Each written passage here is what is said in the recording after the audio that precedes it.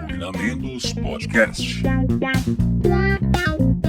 Ação refrescante dos pensamentos. Olá, notável ouvinte, vida longa e próspera. Eu sou o Fernando Pessotto e estamos começando o episódio número 23 do Cognamentos Podcast. E aqui no Cognamentos você já sabe que vai ouvir falar sobre saúde mental, cultura, saúde em geral, curiosidades, psicologia e muito mais. Então, se arruma aí no sofá, no carro, na academia, no busão, lavando aquela louça, em qualquer lugar que esteja ouvindo e sinta-se em casa. E para começar, dando aquela força, já segue o nosso perfil lá no Instagram, que além dos posts dos episódios, teremos então outros conteúdos e todos vão ser informados por lá. Não fique de fora, o nosso perfil é o @cognamentos, é bem fácil saber. E como você já é de casa, se quiser sugerir algum tema aqui pra gente, que inclusive o nosso tema de hoje foi sugerido pela Poliana, é só mandar um direct lá no nosso Instagram. Fique muito à vontade, sua opinião é sempre muito bem-vinda. E mais uma vez gostaria de fazer aquele pedido especial para você que está nos ouvindo, né? Quando eu falo aqui de seguir no Instagram, de seguir no Spotify, além de avaliar lá no Spotify, né? Eu sei que isso é repetitivo, mas é super importante ali para o nosso crescimento e para a manutenção do Cognamentos. Como vocês sabem, esse é um projeto totalmente gratuito. Todos os convidados que gentilmente dividem aqui suas experiências conosco participam de forma gratuita. Mas é claro que para manter esse projeto ativo a gente tem muito custo, né, gente? Tem um custo de edição, tem um custo das artes, tem o tempo de marcar, de criar pauta, de gravar, de postar, enfim, tudo isso gera um custo. Então, se você está achando esse conteúdo relevante, só peço isso, é só esse pontinho, que nos ajude nas redes. Quanto mais gente estiver curtindo, quanto mais gente estiver encaminhando, comentando, obviamente os algoritmos vão ali entender que tem uma relevância esse conteúdo, né? Então, desde já, eu agradeço as pessoas que têm ajudado a manter esse projeto firme. Você que foi lá, que curtiu a publicação no Instagram, encaminhou a publicação para alguém, que comentou na publicação, você que começou a nos seguir lá no Spotify, que aliás, gente, está crescendo, que legal, estou muito feliz com isso, né? Que deixou as suas estrelas lá pra gente, lá no Spotify, que comentou nos episódios, inclusive lá no Spotify, agora dá para comentar também, tá? Que encaminhou o episódio pelo Spotify, gente, assim, tudo isso ajuda bastante a gente, então, por favor, só peço essa pequena ajudinha para vocês, beleza? Enfim, se puder dar essa força, eu já agradeço muito. E como você já sabe, o Cognamentos está participando do Prêmio MPB, que é o prêmio dos melhores podcasts do Brasil, na categoria Saúde e Bem-Estar. E, gente, nós estamos na segunda fase, que é a fase final de votação. Passamos para a segunda fase, graças à ajuda de vocês, graças aos ouvintes que perderam ali, talvez 15 segundos no máximo do seu dia para dar um voto para a gente. E, pessoal, dá para votar todo dia. Então, assim, para votar é muito simples, você vai acessar o www.premiompb.com.br, vai clicar em votar, tá? O link também está nos stories aqui, está nos destaques para facilitar.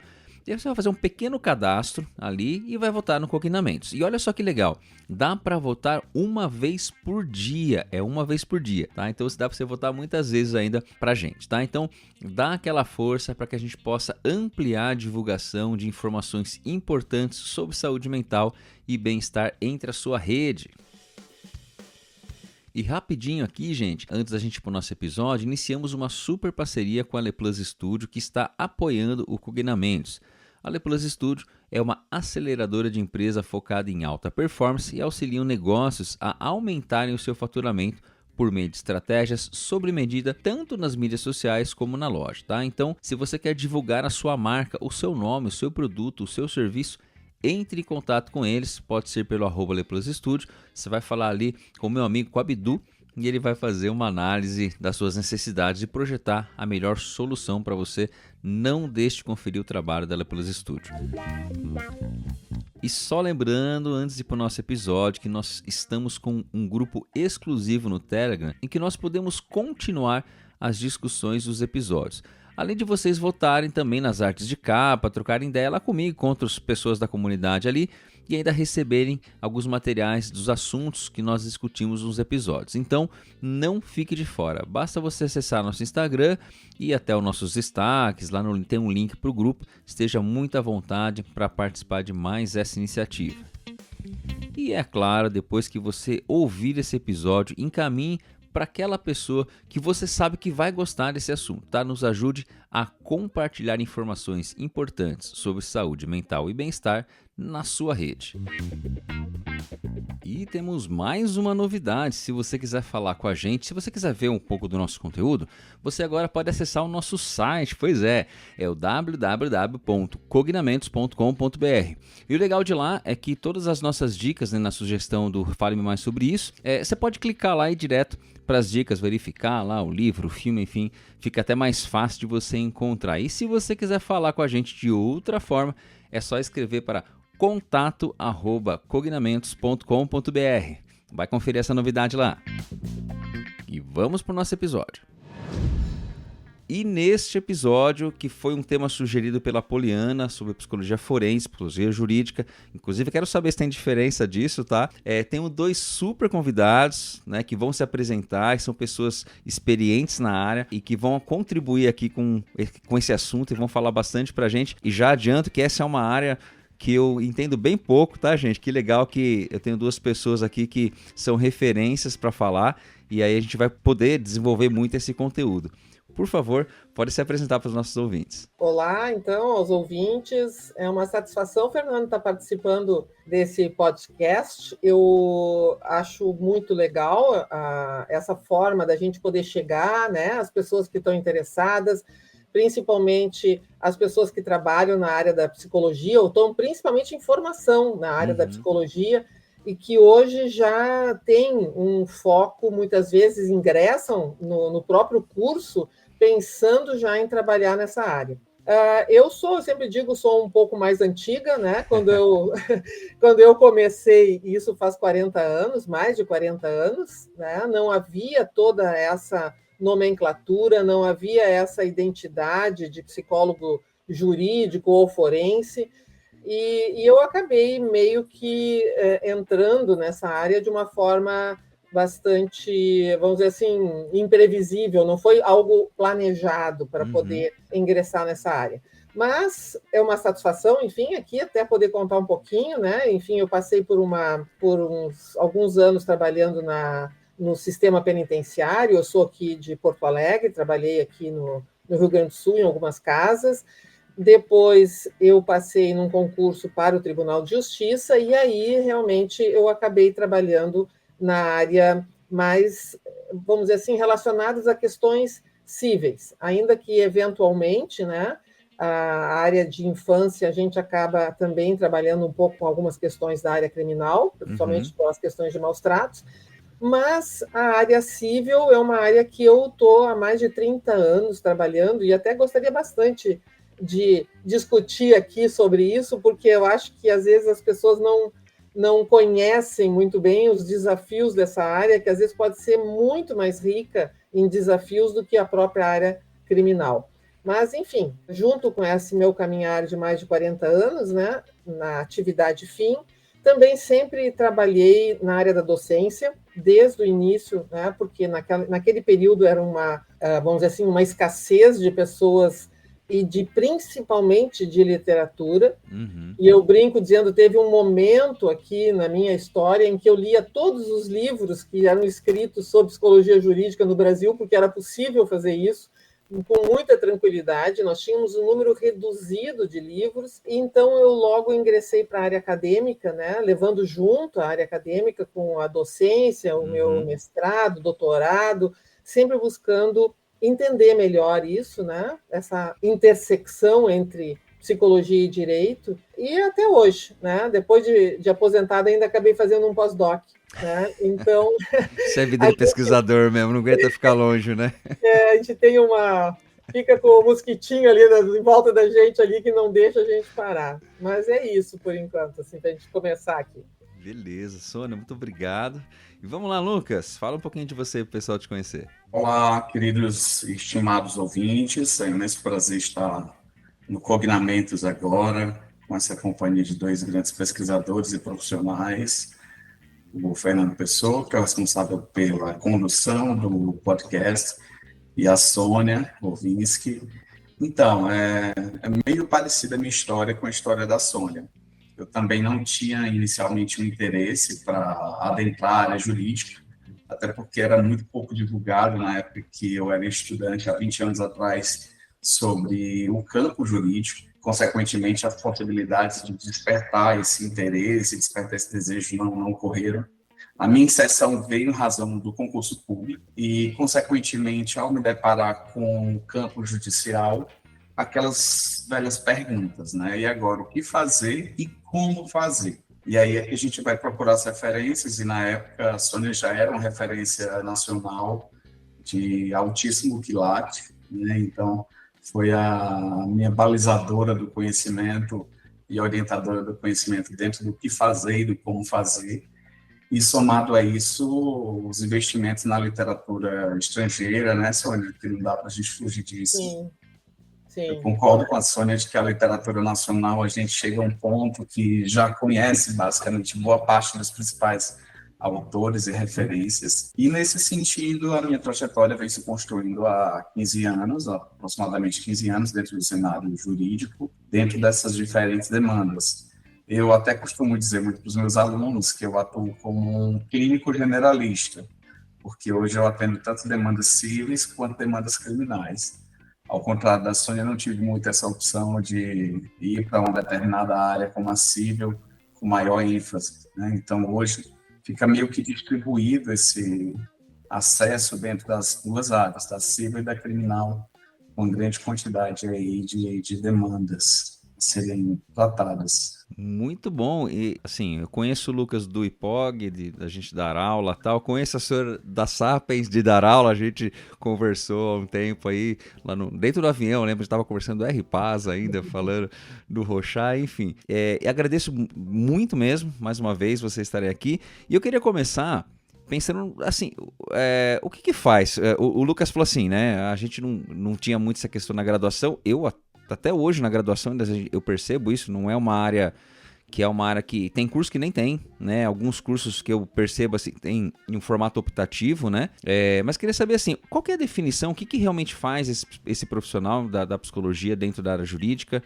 E daí, emendando, a gente pode pensar, porque jurídica e forense tem diferença, é a mesma coisa, ou a atuação é diferente. Acho que a gente poderia começar aí, assim, qual que é a prática realmente desse profissional da psicologia dentro da área jurídica?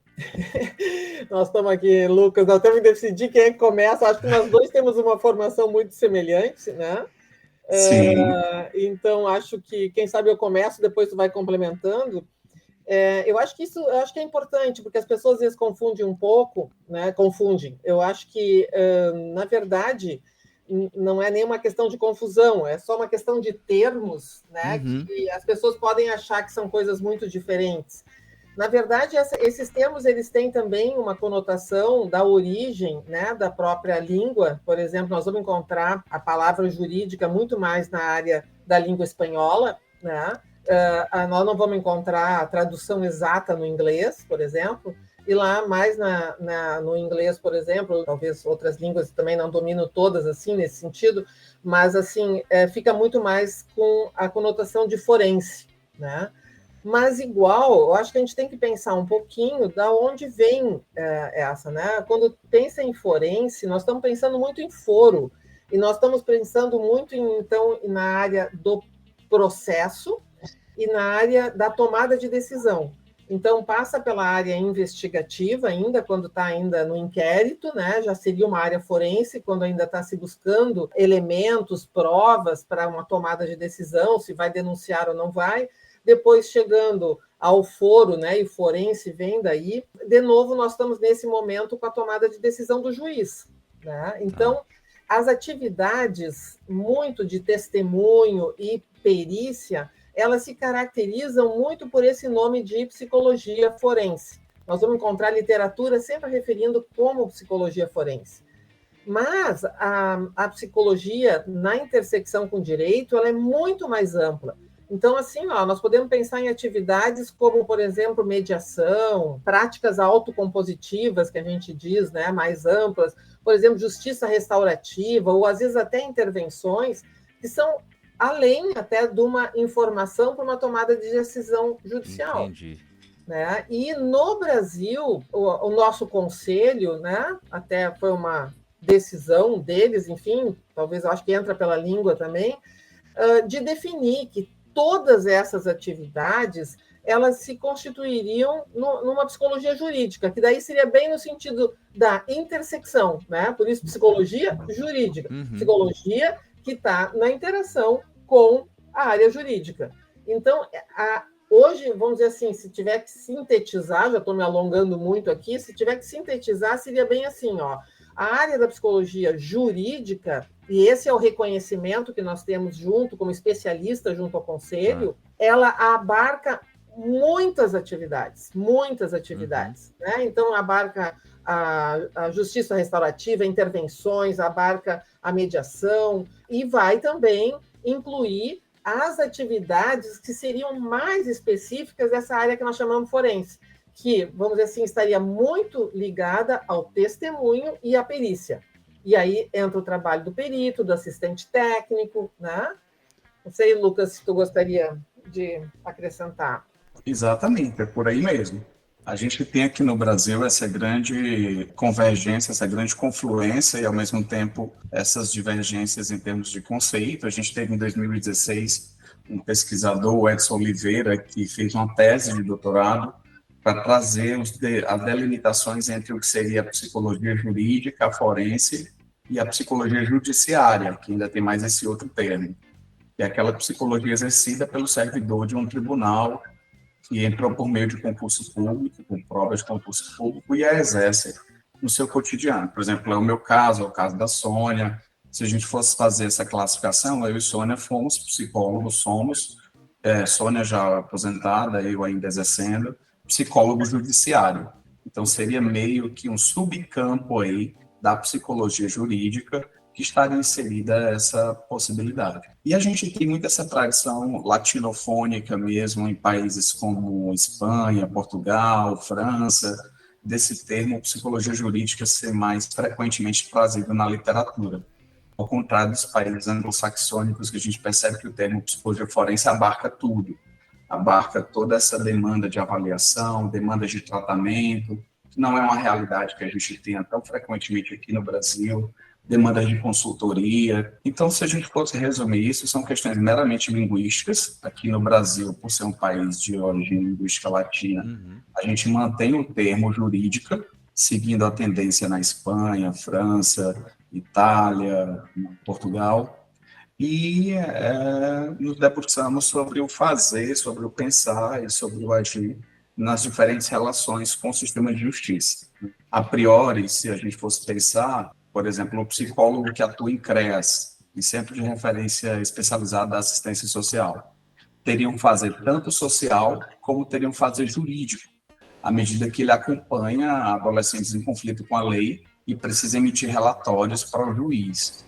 Então, a gente tem essa ampla abrangência possível dentro do nosso campo. Legal, eu ia fazer essa pergunta quando a Sônia estava falando do que o Lucas acabou de falar, porque quando eu fui estagiário, quando eu estava estudando ainda, eu fui estagiário e eu atendi por um período, 1 ano mais ou menos, liberdade assistida, né, adolescentes na liberdade assistida. E eu ia justamente perguntar isso. Então, assim, na época, né, assim, até o enquadro do meu estágio era social, né, eu estava um estágio social. Mas a gente tinha que fazer reporte, a gente tinha que fazer relatório para mandar para o juiz, né? Então, assim, é a mesma coisa que eu falo às vezes de orientação profissional. A orientação profissional, ela tá na área de carreira, mas ela tá numa área social também, né? Então, assim, tem essa interconexão também com outras áreas, então, né? Necessariamente. Tem sim. Se a gente pensar, né, que nós tivermos, eu acho que é bem assim, se nós estamos falando num, quem sabe, lato sensu ou estrito sensu, né? Entendi. Se a gente pensar em lato sensu, né, que é uma coisa de, se a gente pudesse resumir assim, que psicologia jurídica seria todas aquelas atividades onde tem a intersecção entre a psicologia e o direito, então a rede de proteção de alguma forma está também relacionada, né, a isso. Né? Entendi. Acho que é bem importante, porque às vezes as pessoas, trazendo um pouco, vamos polemizar um pouco para...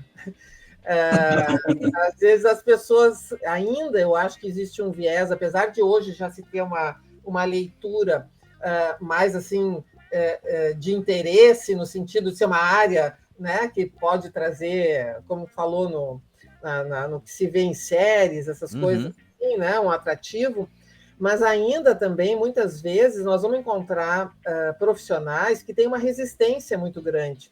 E aí, falando qualquer coisa relacionada ao direito, não posso fazer isso, não posso fazer aquilo. O desconhecimento, muitas vezes, faz com que as pessoas evitem qualquer, vamos dizer, proximidade com o direito, né? Por medo de repente, não estar sendo ético. Acho que isso é bem importante de entender. Porque a gente pode trabalhar nessa intersecção sendo, e devemos ser muito éticos. A preocupação com a ética é o tempo todo quem trabalha nessa intersecção, né?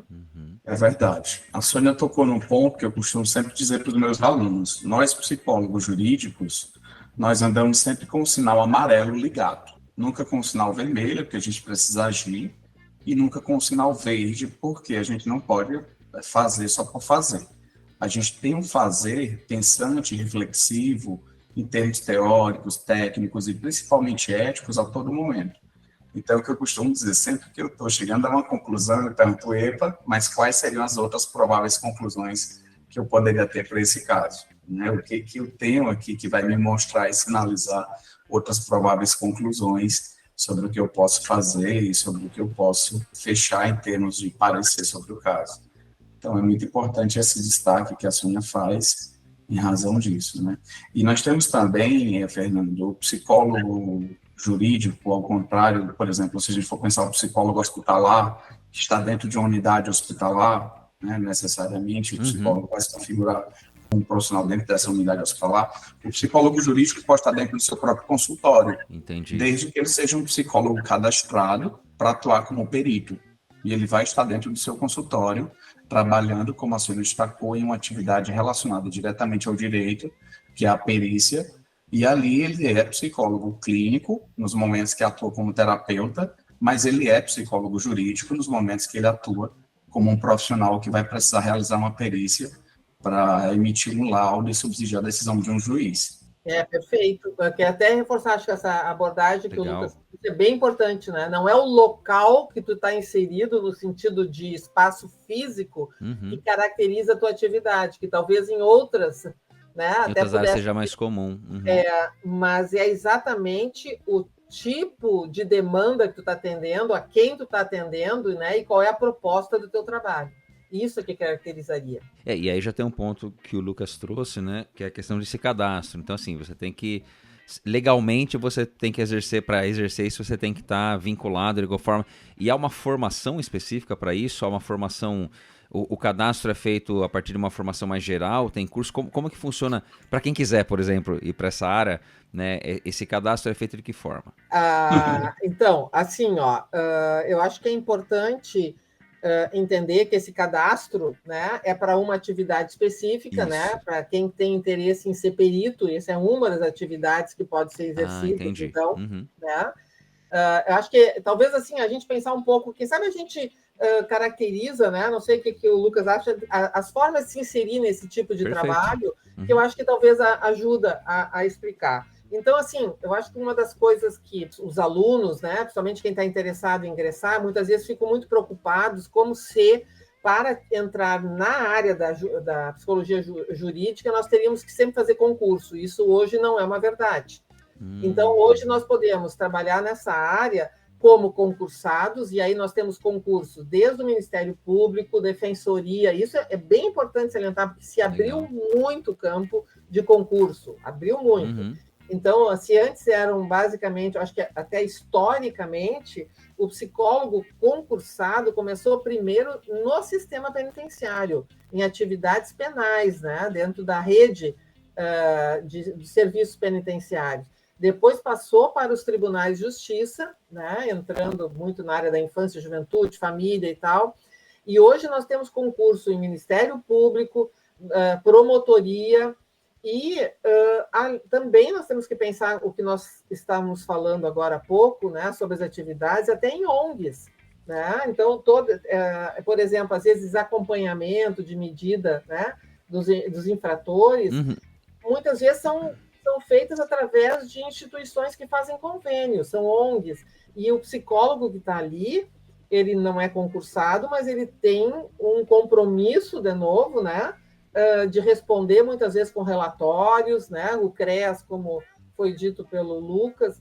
Então, a gente pode entrar por concurso, mas existem algumas atividades que a gente pode fazer também de intervenção, que não é por concurso. E uma das atividades que eu diria que traz essa possibilidade é a perícia, né, também. Porque a perícia muitas vezes é feita por pessoas concursadas, assim como o Lucas falou, né, do psicólogo judiciário, assim como eu fazia também no tribunal, mas hoje existe uma, vamos dizer assim, uma intenção do tribunal, né, uma predisposição cada vez maior de terceirizar as perícias. Tá. Então, eles abriram cadastros onde as pessoas se cadastram e, a partir dali, os juízes chamam para cada perícia que vai ser realizada, a DOC, que a gente diz, ele indica um perito daquela lista. E esse perito, então, vai receber, e ele pode receber também, acho que isso é importante, né, para as pessoas que ingressam também, ele pode receber como justiça gratuita, e aí cada estado tem um valor, às vezes um pouco melhor, às vezes um pouco pior, mas também pode receber nos processos que estão correndo, né, que não tem a justiça gratuita, as pessoas pagam a perícia, e aí o perito faz o seu valor, tá? Então tem esse cadastro, e além, vou dar só um toque, vou deixar o Lucas continuar depois.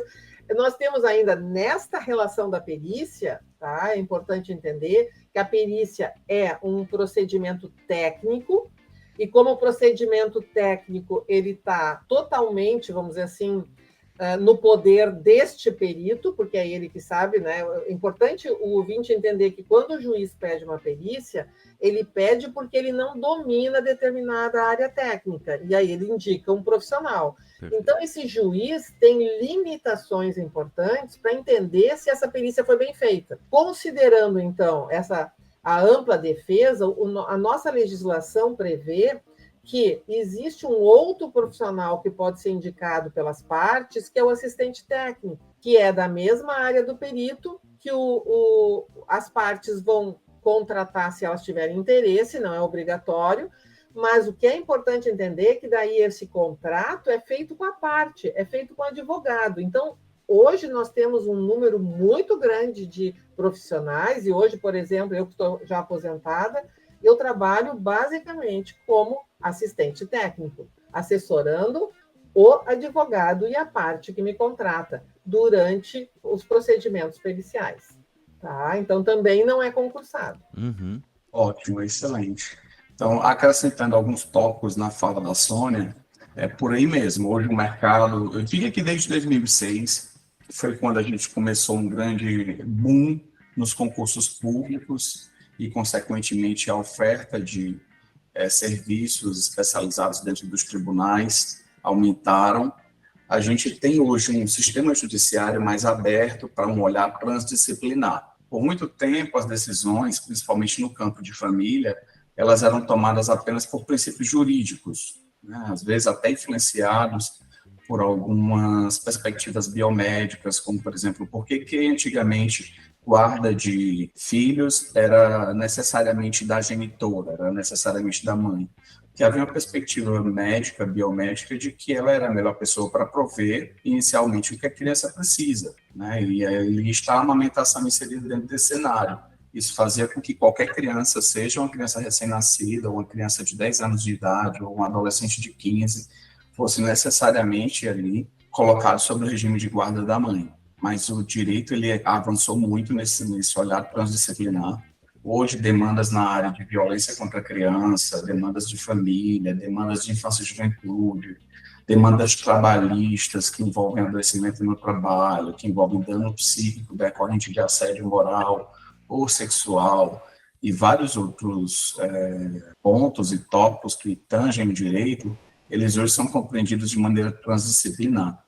E isso tem permitido um ingresso de profissionais dentro dessas mais diversas práticas, né? Eu diria até que a gente ainda tem um campo muito aberto Eu digo que para a área de perícia, para quem quer atuar como perito dentro da área civil, nós temos uma demanda muito grande. Na área criminal, a gente já tem uma regra um pouco mais diferente. Para atuar como perito, você precisa, por regra, ser concursado. A exceção é você atuar como perito ad hoc, embora nós tenhamos alguns tribunais que abrem essa possibilidade de cadastro para peritos ad hoc. Mas a regra é que seja perito oficial, de cargo, ou concursado. Na área criminal, isso? Na área criminal, exatamente. Já a regra na área civil, desde 2015, que nós tivemos uma grande mudança aí no Código do Processo Civil em relação à prova pericial, é que nós tenhamos, por regra, isso é quase que um preceito pré-definido por regra, o perito ad hoc, que é o perito chamado perito a pedido, né, o perito particular. E aí, nas exceções, quando a justiça é gratuita, como a Sônia colocou, a gente vai ter aquele servidor público que poderá atuar. No meu cenário, ainda não funciona bem assim, porque eu atuo tanto com processos com custas processuais gratuitas, como processos que as partes têm condição de pagar. Mas há uma tendência desde 2015 desse mercado se alargar ainda mais. E eu costumo dizer que se na área criminal a regra é o perito ser concursado, nós temos uma grande lacuna, uma grande falta, um grande desfalque de profissionais psicólogos que queiram atuar como assistente técnico na área criminal. Né? A gente sabe que existe uma grande fascinação midiática sobre o que é o mundo criminal, mas ainda há quando se vai para realmente se inserir no campo, ainda há uma certa resistência. E o mercado ele é muito aberto para a atuação dentro do campo criminal, como assistente técnico. Né? Porém, o assistente técnico, até importa esclarecer, ele precisa ter um grau de conhecimento altamente especializado. Porque, suponhamos, a Sônia hoje, ela atua como assistente técnica, eu atuo como perito.